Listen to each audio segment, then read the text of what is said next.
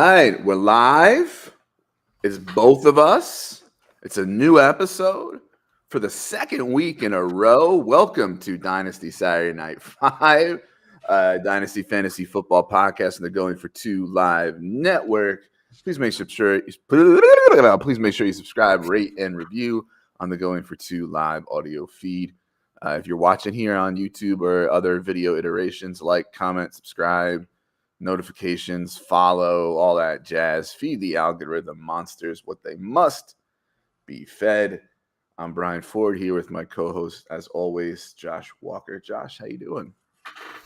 Doing great. Had a busy week. I don't know if you saw, but Shohei Ohtani signed with the worst team he could have signed with, the Dodgers. So it's unfortunate, but it's something to happen when there's no football today. So yeah, it's been a good week. I've been busy. I'm excited to get into a little bit of a slight redraft episode. I did see the Ohtani thing. Like, it blows my mind. He's getting paid more than like 8 teams. So, a couple things here. One, he can't pitch until 2025. Yeah. 2, he's going to be 30 next year. And you're giving him $700 million with, like, my brother sent me some kind of tweet or something, like unprecedented referrals, the deferrals. Yeah. So this is all backloaded when he's like 40. Like, what are you doing? Like, I don't like baseball is just adequate. Like, I know that I haven't paid attention to baseball in a while, so I'm just used to football and the salary cap and a certain level of parity. This salary spending in baseball is just ridiculous. No, it really is. I kind of wish there was some sort of a salary cap because, like, yeah, he's going to be 40. I'll get off the soapbox in a second, but he's already had 2 Tommy John surgeries on his throw and elbow. He's going to be in his 40s. He's had oblique issues, which is not good for a hitter. Those can keep you out 4 to 8 weeks. Yeah. So, I mean, it could be good for a few years, but in years 6 through 10 of that contract, it could be pretty ugly.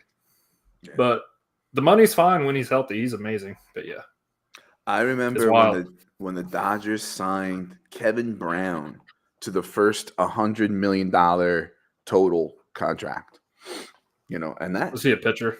Yeah, he was a pitcher. Yeah, and that was a big deal then. Oh, somebody's gonna make $100 million. Man, it's just But hey. It's something going on this Saturday where there's no football. So yeah. Finally, we're not competing with some like SEC championship or some shit, right? Yeah. All right. So if you're new or need a reminder, Dynasty Saturday Night 5, we talk about Dynasty Fantasy Football. Obviously, we do it using lists of 5 as kind of like the entry point in the vehicle to do that. This episode is going to be about some trade targets, generally based on the strength of schedule for the playoff weeks, your fantasy playoff weeks of weeks 15 to 17, right? Now you may say, well, I'm not in the playoffs. Well, then the guys that we're saying buy are the ones that you sell, right? Like, so just, however you're approaching this, that's where you're at. It's probably our least dynasty topic that we've done in a really long time because it's so, focused on just this like short-term 3 weeks. So sort of pulling out the dynasty implications might be a little more difficult than usual. But how did you go about picking your guys? And also a follow-up question: how much did your increased DFS grinding play a role in like knowing the week-to-week matchups and the defensive weaknesses and that sort of thing? Yeah. So the first part of that, I basically went only 3 of mine are just solely based on the matchups. The other ones are things trending in the right direction, as well as it might not be the best matchups in the playoffs, but it's division games where a playoff spot might be on the line. And typically games like that, they pull out all the stops, and those games are a little bit more higher scoring. So it's not all just playing bad teams, but some of them are, some of them aren't. And one of them is just it's just guys I want on my team at the end. Like, I have a lot of teams where I'm in the playoffs, but I'm in 4th, 5th, or 6th place, and I don't feel like I have the team. If I'm in the playoffs, I'm without selling, my whole future out, I'm going to try and make some moves to compete. So, yeah, it was a little bit of mix of schedule, but also good matchups in the end that I think games could hit the over on the betting line. As far as the DFS goes, I didn't think about it going into it, but now I've realized looking at this, there's going to be some defenses I'm going to target down the stretch. Not target for the defense, but players going up against these teams, like one's the Arizona Cardinals. They're pretty bad across the board. So I've been taking some matchups into effect in DFS, but I'm going to start paying more attention to that and start targeting some of these really weak defenses, especially some like the Commanders who have sold off a lot of their good assets for the future. Mm-hmm. Yeah, and it could be tiebreakers, when you're thinking about a start sit, right? I would say I thought about this question to ask you because I could feel it in through DFS, like increasing my DFS play.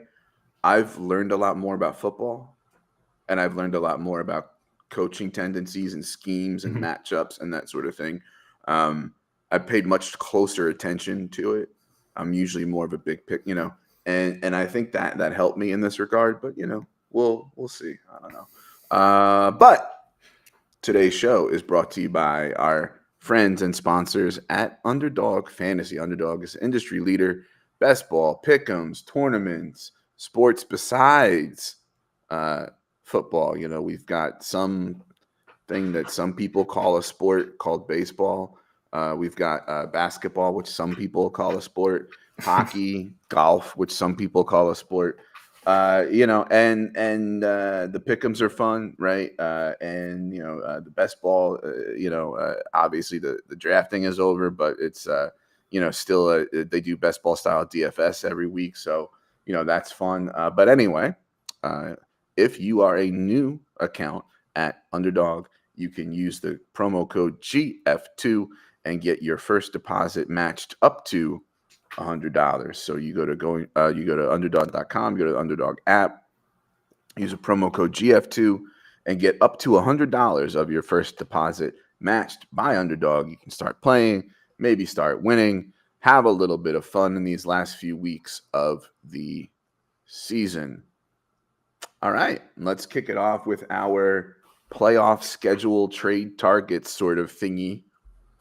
You can start us off. Yeah, there is one point I wanted to add. I did not add this into my analysis on this because it's hard to predict, but pay attention to weather as the weeks go on. It's really hard to predict now, so I didn't even bother trying to look at that, but that will play a big part in the playoffs, whether it's snowing, it's really windy, rainy and windy. So some of those alone won't be too bad, but the snow and wind combined and rain and wind combined can really affect things. So just keep that in mind later on. For sure. I'll start out with it. I'm going to start out with the one that's going to be the hardest to buy because they're the most expensive, but I think it could really pay off if you have the pieces to get these guys. It's going to be the 49ers skill players, not George Kittle. So you got Debo, Ayuk, Christian McCaffrey, especially, and Purdy. Now, none of those are going to be cheap. All their stocks are pretty high, but if you've got some picks and you're trying to compete and you really want to win, go and try and get Christian McCaffrey from a team who's not going to be in the playoffs or might not compete for a year or two, because at that point, McCaffrey might be older. So starting off week 15, I just broke it down here. Week 15, they play the Cardinals. They're fourth in points allowed to quarterbacks, first in points allowed to running backs, and ninth to receivers. So they're all bottom 10 in all the categories for fantasy purposes. These guys don't need an easy matchup to put up a bunch of points. So that game should be over by halftime. Week 16, you got the Ravens. They're top 10 against every position, but with the implications of this game being later in the season, I could see this game being kind of a shootout. And 49ers skill positions are good enough to where just because they're facing a really good defense, I'm not going to sit any of them. So I'm not really too worried about that matchup. And week 17, you got the Commanders. They're first in points allowed to quarterbacks, fourth to running backs, and second to wide receivers. They give up a bunch of big plays, so Debo and Ayuk should be able to feast. McCaffrey could have over 100 yards, 2 touchdowns. Like I said, the price, they're not cheap, but if you can go and get McCaffrey or Debo or Ayuk, it won't only benefit you this year, but the next 2 or 3 years. And if you're competing this year, hopefully you will be the next year or two also. So I think it'll be worth giving up a couple of first-round picks for McCaffrey even if you need to. Yeah, as you said, they're expensive, and as you said, well, I think there might be some people watching is like, well, wait a minute, what non-contender still has McCaffrey or whatever, and I think there's a couple things to point out. One, I forgot to say at the top, like I think you and I generally are against trade deadlines in dynasty leagues, but most of them that do have a deadline, it's this week, so there's still time to do it. And also, there may be a team that looks like they're just slipping out of the playoffs, right? They were maybe the 5 or 6 seed or whatever, and now maybe they Trevor or Joe Burrow, whatever it was, right? Like, and now they've fallen out of contention, right? So now maybe some of those better players are going to become available in trades because people were holding on to them because they thought they were competing, right? So now I have a major injury, and it really looks like now my playoff chances are sunk if I don't scramble to get something done. And so now I'm holding on to this 27-year-old running back, Christian McCaffrey, who is like,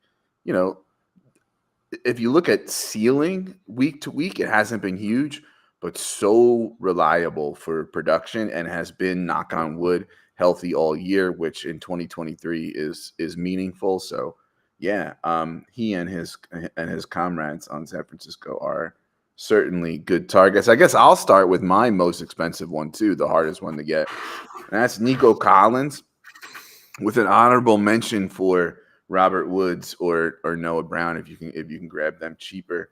They play Tennessee twice, obviously once on the road and then week 17 at home. In between Cleveland. Cleveland's good pass defense, right? But here's the thing. When you get Tennessee twice as a pass funnel, and they're especially terrible with perimeter receivers, and when now you have Nico Collins without Tank Dell getting 40% or whatever target shares, it's guaranteed points. Is it going to be expensive? Yes, but you're investing in a player that probably also has some long-term dynasty upside, so it's kind of worth it. I think when I look at Houston and I see, they need to shore up their defense. They probably are going to draft a running back at some point. I don't know that top end wide receiver that's good enough to compete with Dell and Nico for targets is really on their radar as a need or priority, right? Offensive line, also another priority for them. So in other words, I think it's pretty safe that Nico is probably one of the top 2 pass catchers there again next year. So it's not like, you're just buying some 35-year-old or something, right? Are you maybe going to overpay a little bit because you're a contender now and Tank Dell's injured, so his stock is up a little bit? Yeah, probably. But that's sometimes that's just the way it goes. But I looked at playing Tennessee twice and a Cleveland team that they're a good defense, but that balances out by playing Tennessee twice and the possibility that who knows how hard Cleveland is playing by week 16. But Nico Collins is my first playoff schedule buy. Yeah, I like that. He's someone that can honestly push into wide receiver 1 in dynasty territory with Stroud moving forward because he's still pretty young, just now hitting his breakout, and I don't see them getting another receiver when they can build around Tank Dell, Nico Collins, and maybe Schultz. So yeah, I love Nico Collins. I'm finally glad he's breaking out. Say you're a non-contender, right? Mm-hmm. And you've got Nico. So you don't have like a whole lot of motivation to move him because he's young and ascending on his rookie contract, right? But what's it going to take for a contender to get him from you then, since there's low motivation? What's the overpay that you want? Like a 25 first in 2 seconds? Is that going to be enough? What do you want? I think I would honestly try and get 2 firsts and maybe throw a lesser pick in there in the off.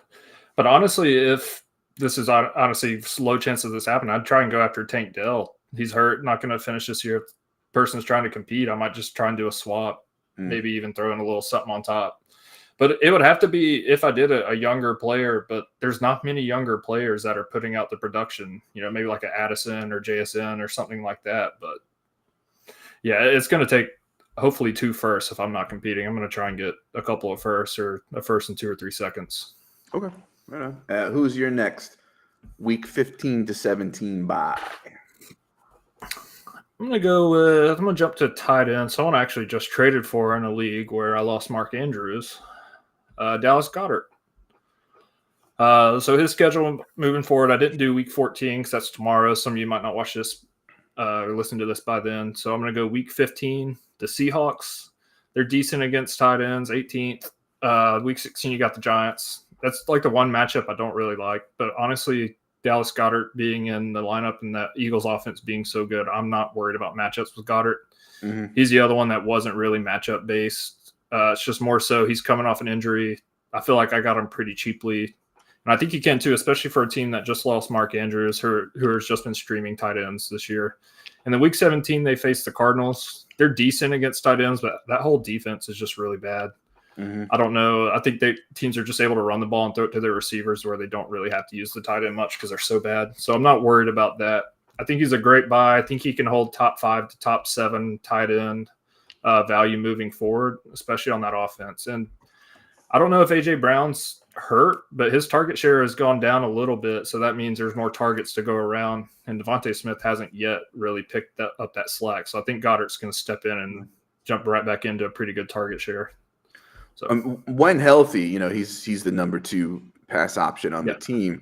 We've seen Smith's big games, ceiling games, usually come when Goddard is out, so that's something to keep in mind, for all of them moving forward.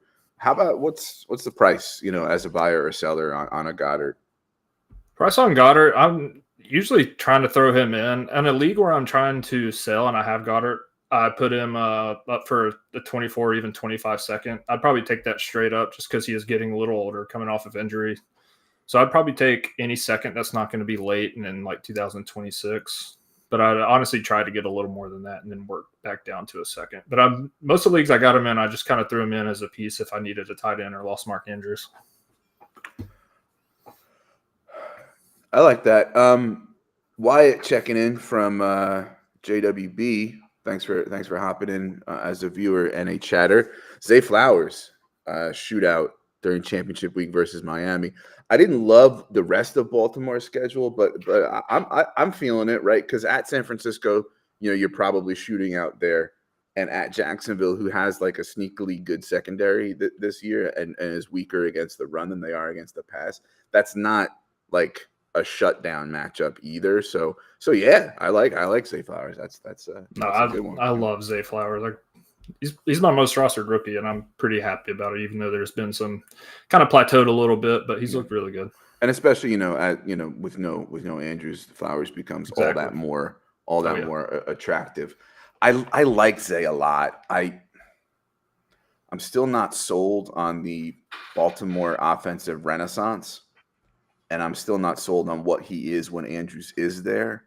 However, I think it's important to note that there hasn't been too many games where Baltimore has had to turn it on.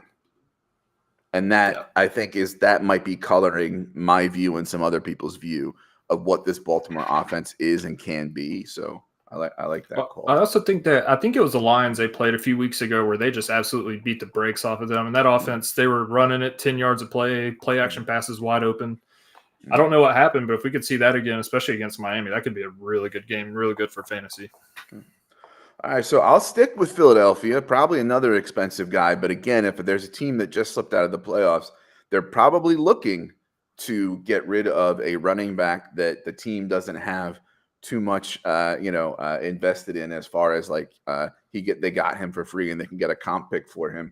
DeAndre Swift, who I think I talked about on week 1 of the JWB, the Dynasty show on Monday, because that was the week that Swift was like nowhere to be found, and Gainwell had a big week. But we've seen what Swift can do. I think given the state of Dynasty running backs. I think I've got him in my top 12 or 13 somewhere in there. Like he is what he is at this point. It's a great offense. Obviously, there's TD, concerns with Jalen Hurts, but when we're looking at the schedule at Seattle, like one reason we love CMC this week in DFS is the Seattle matchup. The Giants, I'm not really afraid of, and as you said, in championship week, Arizona, who's very leaky, especially against running backs. So if there's somebody who slipped out of the playoffs or who for some reason still has Swift lying around their roster, go grab him. I think, given the fact that he's a running back, there's almost that like positional discount. and also and a positional discount in the sense of like I want to get rid of a running back because I'm not contending, discount. Yeah. So I think that might be a decent target as well, especially if you've had, which is very common, injuries in your running back group. I didn't think too much about buying or selling as far as a price, because from what I have seen this year, his value really is all over the place, and is often linked to like his spike weeks. What people have been able to get for him. I don't know. Is 2 seconds doing it for you? If you have Swift and I send you 2 seconds, Probably so. Just because we really don't know what his future is, and I don't know if it's because of the usage or he's battling something, but his efficiency has gone down a little bit. His missed tackle rate's gone down some over the weeks too. So I'd take 2 seconds for him if I'm not competing. Okay. Who is your third playoff week schedule trade target? Third one, I'm going to jump. I got two guys. I kind of jumped them together because they're on the same team. One, let's go Josh Downs and Alec Pierce. Josh Downs is clearly the number 2 option. He's getting pretty good target share for a rookie behind Michael Pittman. And Alec Pierce got a touchdown last game. He's been getting a lot more targets. I kind of hope they stop just using him kind of like they use George Pickens on just go routes and just chunking it deep to him and use them a little more all over the field. But we'll have to see about that. So their schedule, they got the Steelers week 15. They're middle of the road against wide receivers, but lately they have not looked very good on defense. They gave up almost 100 yards to Juju Smith-Schuster the other day. The Falcons, that one looks tough on paper. They're 28th in points allowed to wide receivers. But they've also been prone to give up huge games of wide receivers. I know DeAndre Hopkins threw A.J. Terrell down on one of those plays, but he had a big game. And I think a lot of them is the division they're in, the teams they play twice, do not have really good receiving cores or really good passing games. So I don't trust the 28th in points allowed to receivers for the Falcons as much. I think they're a little more middle of the road just watching the games. So I don't think that matchup is as bad as it looks. And then week 17, you got the Raiders. And I think if the Colts keep winning like they are, they're going to be shooting for a playoff spot. So even if they're ahead, I think they're going to just try and put up as many points as they can. And I just don't see them having an issue moving the ball. These guys are – Alec Pierce should be pretty cheap. I've literally got him just as a throw-on instead of a third or fourth. That might change since he got a touchdown, but I still think he's going to be pretty cheap to add on. But Downs, if I'm giving Downs up, I want at least a 25 first. Maybe even 26 first. 24 early to mid first might be a little much, but I'd take a first and then give in another pick for that. So I love Josh Downs. Honestly, I would trade him straight up for Rashee Rice if somebody likes Rashee Rice. I would take Josh Downs over Rashee Rice. Aging running backs, I would give up for him too. So I'm gonna say hi and bye to Wyatt. We barely knew you. No, thanks for checking in. We'll see you around for sure. Yeah, I don't know. I love Downs, but I don't know that I could demand that price for him. Like, do you think? That's okay. All right. I was higher on Downs coming in. I had him 4th in my receivers coming in, so I had a QJ in behind Addison. And just seeing this target share, even when he wasn't healthy, he's been battling with a little knee issue. He's still, even though it doesn't look good on paper, watching the games and watching the tape, he still looks pretty good out there. He gets open. He's very sure-handed. So, yeah, I like him. With Pierce, it's interesting, right? So we heard that, we got to get Pierce the ball more. And then, once he gets the ball, the broadcast is like, they said they were going to get Pierce the ball more, which, cool. I think that's a great idea. The other thing I like about Pierce, when we look at Indy's games, right? The last, I think 8 games or something, if it wasn't Carolina or New England, there's been a lot of high scoring, point totals in those games. Yeah. They even with Minshew, they still kept up their pace of play that they were doing with Richardson. And when Richardson gets back, the deep ball, he's kind of already got that box checked. That's not something that he has to, improve at, right? And that's Pierce's calling card, we think. So, yeah, he's a person who I was high on as far as he's a riser, he's somebody to watch out for. And then he just basically seemed to be, missing in action earlier this season. And he kind of was slipping in my rankings. It's like, listen, well, if the team's not using him, then, whatever. Yeah. But I'm glad to see him get some targets and definitely a sneaky buy. I'm going to go, speaking of aging running backs that you might give up for Josh Downs, Alvin Kamara, right? Listen, he is what he is, right? He's like 28 or something, running back, right?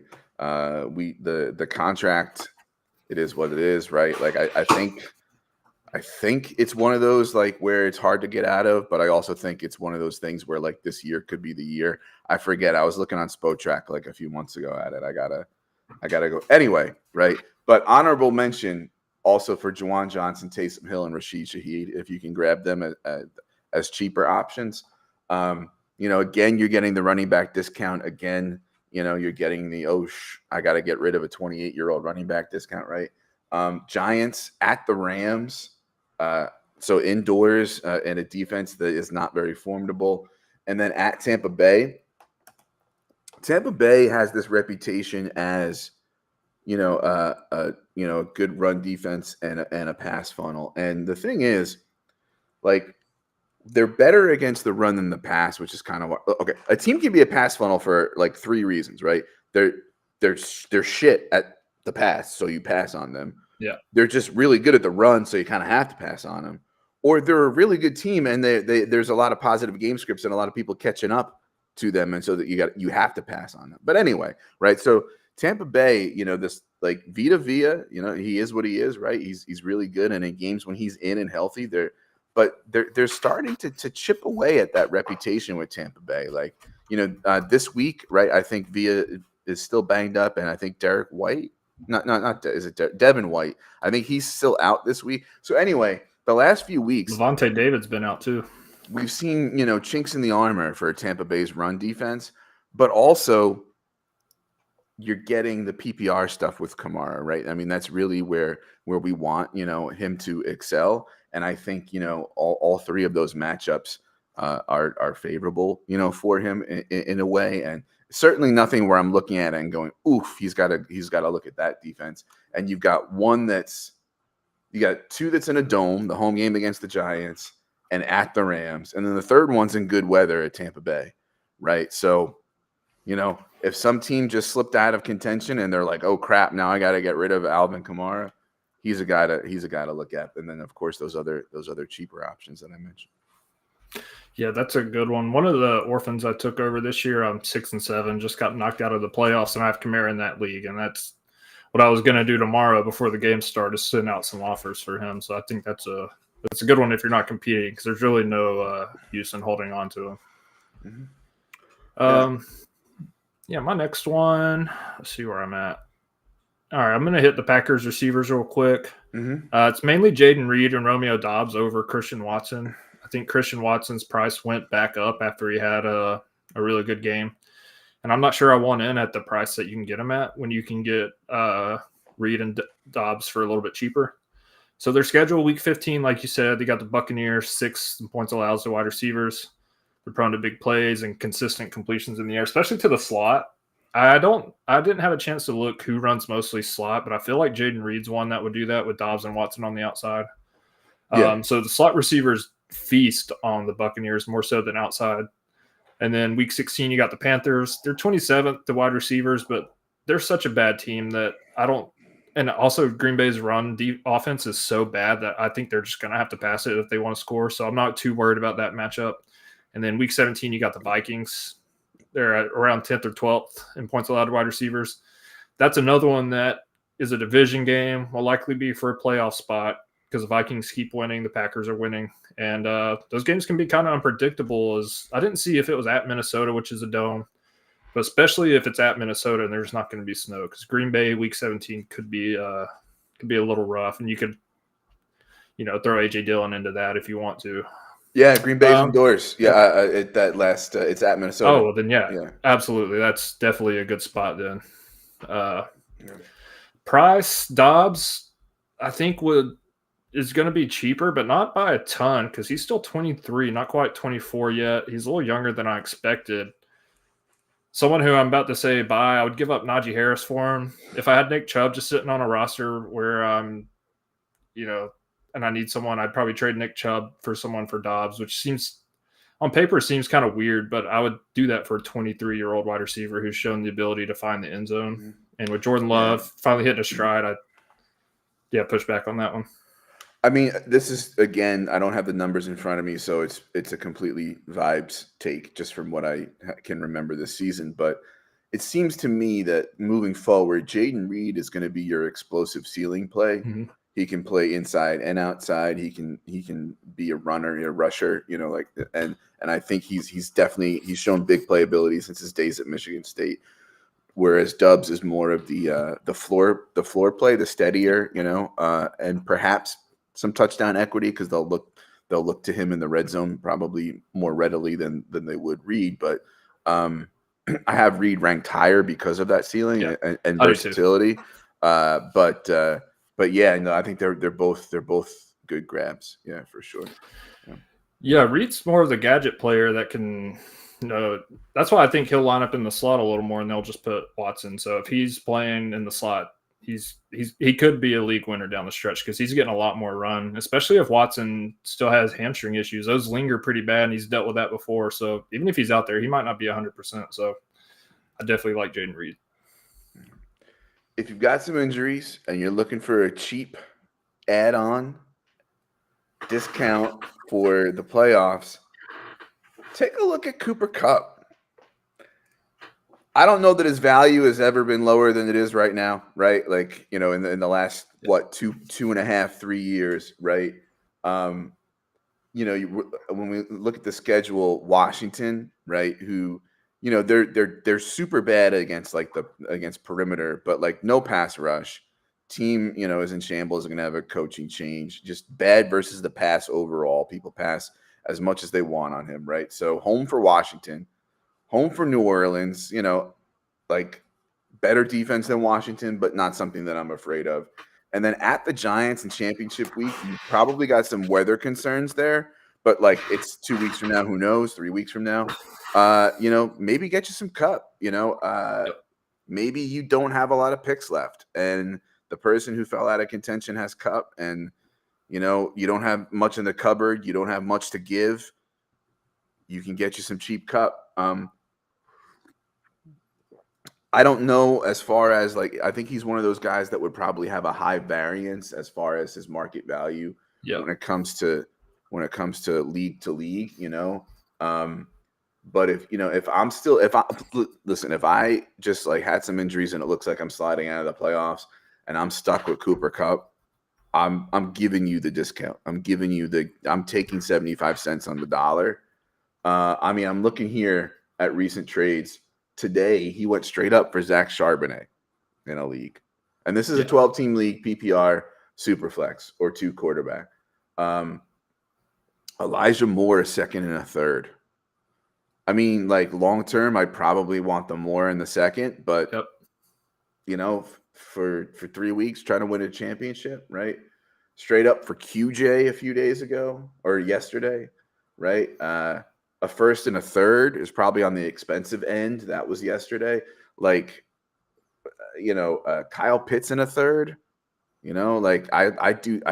I'd probably do that. I'm a huge Pitts believer, but market wise, that's probably fair.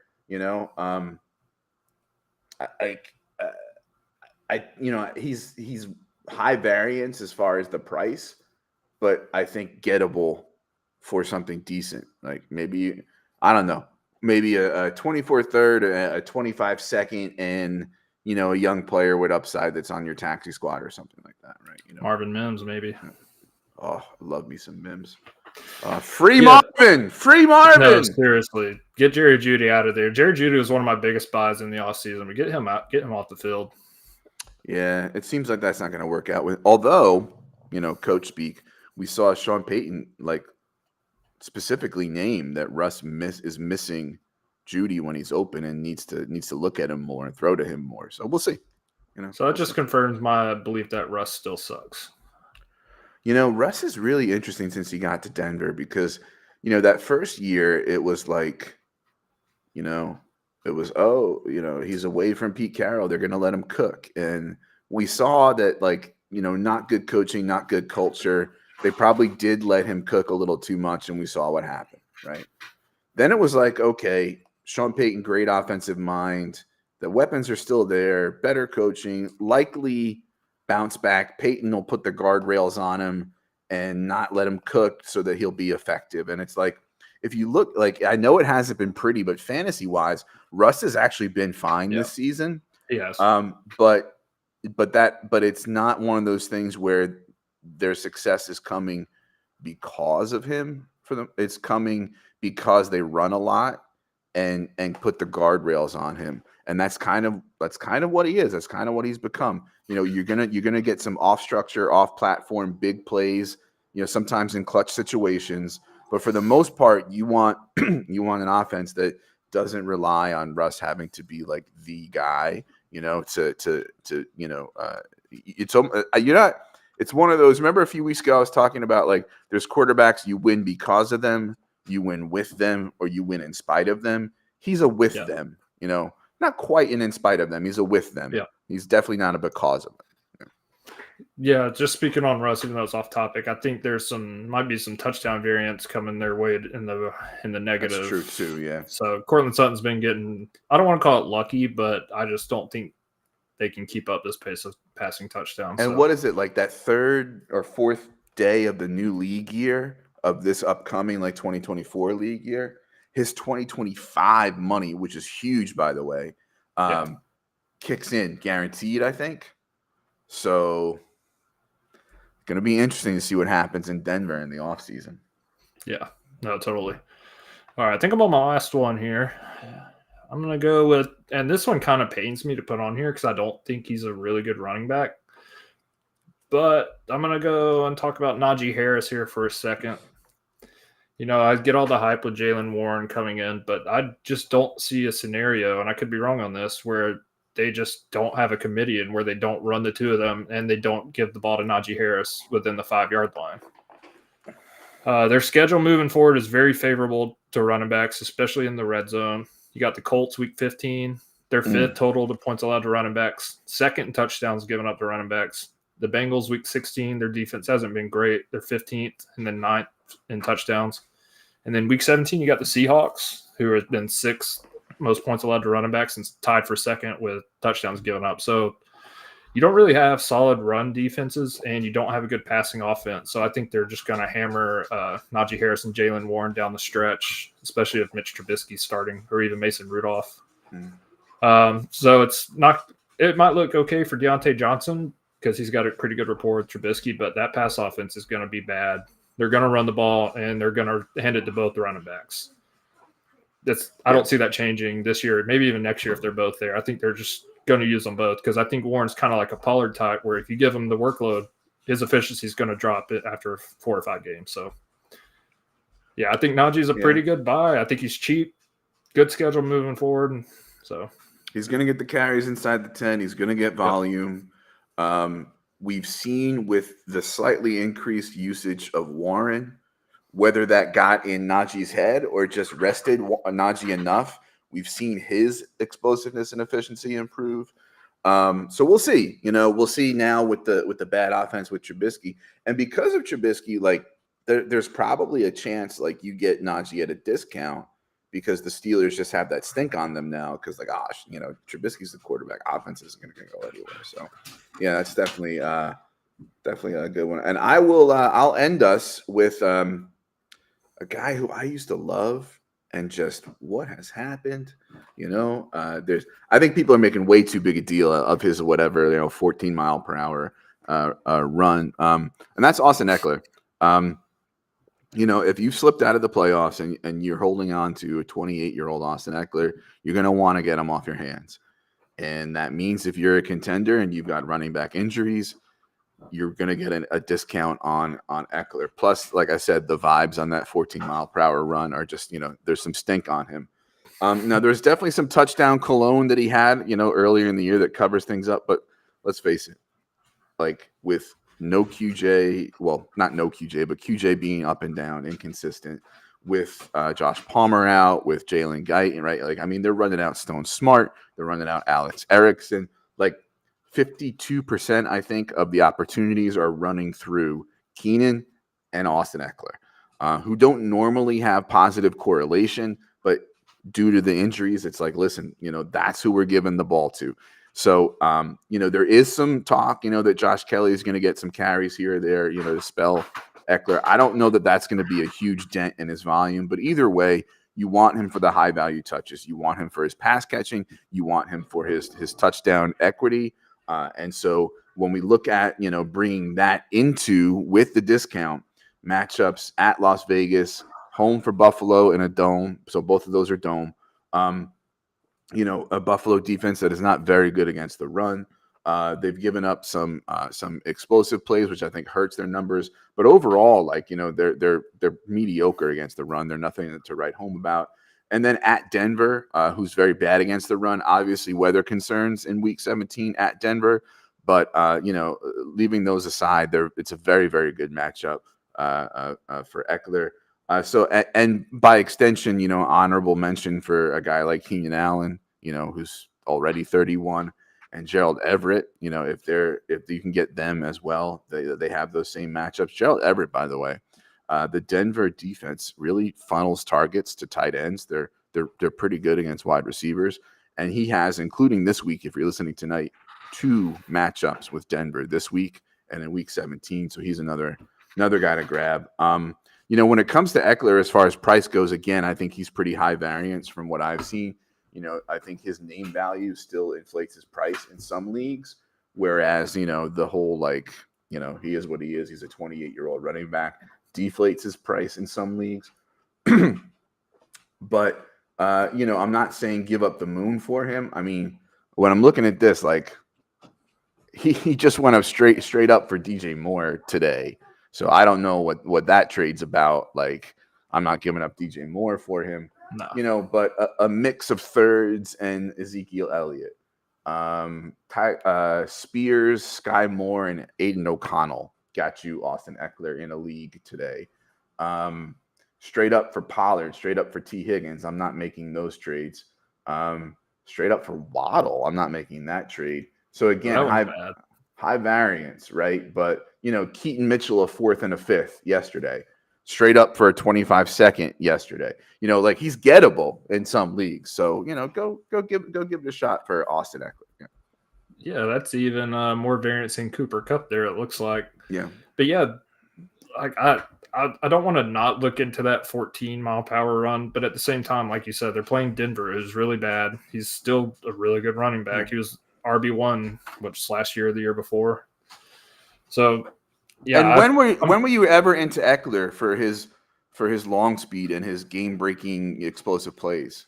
You're not looking for him to take 60 yards to the house, Even week 1 or 2, when he was fully healthy, he still got chased down pretty easily by a DB, and no one said anything then. So that's Zeke reached 18 miles an hour easily, and Eckler didn't. But I'm not looking too much into that, especially if the right manager who's just out of it. You could. Some of those trades, man, you can just give up nothing and have a really solid piece.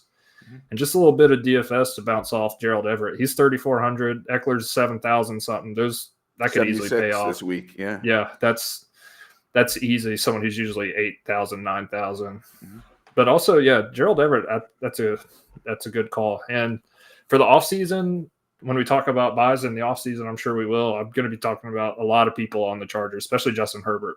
I don't think he's a good buy now but I think his value is going to drop a little to certain people who expected him to be a top 3 quarterback. Yeah, for sure. I'm going to give one honorable mention while we're at it, and that's Parker Washington, right? So we've seen Kirk now out for the year, I believe, with that abdomen thingamabobber. Parker Washington, solid guy. Not to me personally, I never saw any elite traits in him, but solid all around and underrated. But then I saw the 6th-round draft capital, and I saw the fairly crowded pass catcher, group, and I kind of faded him. And I only got 2 or 3 shares of him out of 40-something leagues. I'm starting to regret that. Again, it's a player I liked. I should have just, gotten a player that I liked. When it's in the 3rd and 4th round, what's the difference? But yeah, Kirk is out. Ridley serves a certain purpose, and that purpose is different from the purpose that Washington will serve in the slot. He's very good at the catch point. If you watch the snow game against Ohio State last year, he was making some good grabs then. Baltimore week 15, but that could shoot out. And then at Tampa Bay and home for Carolina in week 16 and 17. And I think he's going to get peppered with targets, whether it's CJ Beathard. You maybe only have to eat like another week of CJ Beathard because there's already rumors that Lawrence might go tomorrow, right? So that means for the stretch run, for the playoff run, he's probably going to be there, Lawrence. So he's and again, probably gettable. Again, if you're a non-contender, what motivation do you have to move a rookie wide receiver whose value just increased? Well, probably because his value increased and Kirk isn't going anywhere. So now in the offseason, like, is he back to that we need to get Parker Washington playing time? Who knows, right? So yeah, he's a guy that honorable mention if you can grab him for cheap, get him thrown into a trade. In this Eckler trade that you're making, he's a guy to keep an eye on. Yeah. No, for sure. I have no issue just selling Parker Washington for what I can get for him because I have him in 3 leagues and I got him for a total of 55 fab. So, like, if you can give me any pick on top of that and I'm not competing, like, I might try and get more, but I'll probably end up taking that just because, we talked about him very briefly in the rookie thing. He wasn't really on my radar. I had Jamal Agnew ahead of him in that depth chart, so it could be good the rest of the year, but I'm not sure moving forward really what his role will be. All right, someone got him for 2/4 today, for 1/4 yesterday, for Clyde Edwards-Helaire yesterday. Him and Kirk Cousins for Russell Wilson yesterday. Straight up for a 4th yesterday. Clyde Edwards-Helaire Clyde Edwards-Helaire is interesting. I guarantee you that was because Pacheco's out and someone's probably trying to compete. So, I mean, shoot. Probably somebody needed a wide receiver, somebody needed a running back, and they just exactly. Yeah. So yeah, too much. You never know, right? He's a guy. Speaking of CEH, you want to know something funny? I just traded for Keaton Mitchell in a league where I'm in the playoffs, and I had to drop somebody, and I dropped CEH, and now he's I could have plugged him in for Pacheco because it was the league I had Pacheco in. Yeah, you know what though? You'd rather have Keaton though. Oh yeah, for sure. I think you'd rather have Keaton this week, the next 3 weeks, and next year. It's my only league that has a cap on position players. Like it said, I had too many running backs, so because I would have just dropped like Kyle Phillips or Juwan Jennings, but I couldn't. So I'm in a best ball league that limits quarterbacks. You can only have 4 quarterbacks, right? But yeah, Baltimore's a weather game tomorrow. Going to be more running than passing probably. So, fire up 4,900 Keaton Mitchell. I was just about to say, yep. Oh, yeah. I'm playing him with a lot of Christian McCaffreys tomorrow to offset the price there. Yeah. All right, folks. Well, the DFS bonus show is for patrons. Oh, no, I'm just kidding. Yeah. This is all free. Here, I'll link my Venmo in there if you want to hear more. I don't know if it's good, but it's all free. All right. Please make sure you subscribe, rate, and review to the Going for Two live podcast audio feed. If you're watching here on YouTube or other video outlets, please make sure you subscribe, like, notifications, bell, comment, follow, friend. We're going to be on Twitch next week with moving lights behind us playing Elder Scroll. That's a game, right? Something like, I don't know. Elder Scrolls is Skyrim. Okay. All right. Oh, see, I've never heard it pronounced, so I always thought it was like Skyrim. I was like, oh, Skyrim. Just don't let Thomas Tipple, our friend here, you say that. It's okay. We all have it. Time for plugs. Josh, where can we find you and your work? Yeah, you can find me playing Skyrim on. No, I'm just kidding. You can find me on Twitter at Rotonaut, ROTONAUT. And I also got a Blue Sky invite, so I'm kind of enjoying that over X and Elon Musk shenanigans. So you can find me on there too, same username. You can find my rankings on goingfor2.com. I said it last week I was going to update them. I haven't yet, but I will before the playoffs. Hopefully I'll have some off-season articles on there too. So.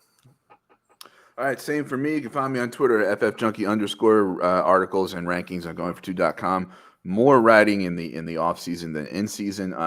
Probably going to do a few rookie profiles this year. I might twist my own arm and do a couple rookie videos. We'll see.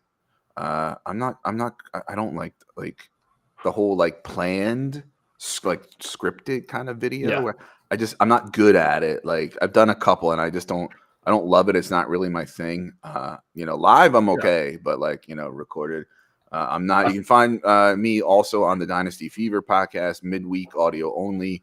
We've been pretty sporadic this season. We're thinking of hooking up next week. I think we want to talk about some tight ends and sort of the changing of the guard in tight ends at Dynasty Fever pod there. I'm sorry, you were going to say something. No, I was just going to say, if I had to do one of those, if it was scripted, it would feel rigid, like I'm reading a script. If I didn't, I would forget almost everything I was going to say and just ramble. So I feel you. That's why I don't really do those. I did a 59-second short on Tank Dell for RPO football. I feel bad because I wanted to do more for RPO football, but it just between being busy and my skill set just not. But anyway, yeah. And I did a 59-second video on Tank Bigsby. I swear it took me 5 takes to do it, and it was 1 minute. 1 minute. Yeah, it's not worth it. Yeah, whatever. All right. Goingfor2.com has everything that you need for fantasy, DFS, redraft, dynasty, all that jazz. We have pretty much a podcast live, most of them live, pretty much every day or night of the week, including our pregame show tomorrow. And I think if you go to goingfor2.live now, it's just all our live shows that you can just quickly access if you don't want to read the articles and stuff that are on goingfor2.com. And if you are on goingfor2.com, the bottom right little purple thingy, click on that, join the Discord. It's free. Lots of channels, people asking for, trade advice and lineup start sit and, DFS and redraft and dynasty and our show as a channel, et cetera, et cetera. So hop on in there. It's going to be lit. It's going to be bussing and not mid. It's going to be dripping with Riz. I don't fucking know. That was better than I expected that to go, honestly. So that could have been a lot worse. All right, folks, that's a wrap. Thanks for watching. Thanks for listening. Go Irish. Shohei time. Fuck the Dodgers.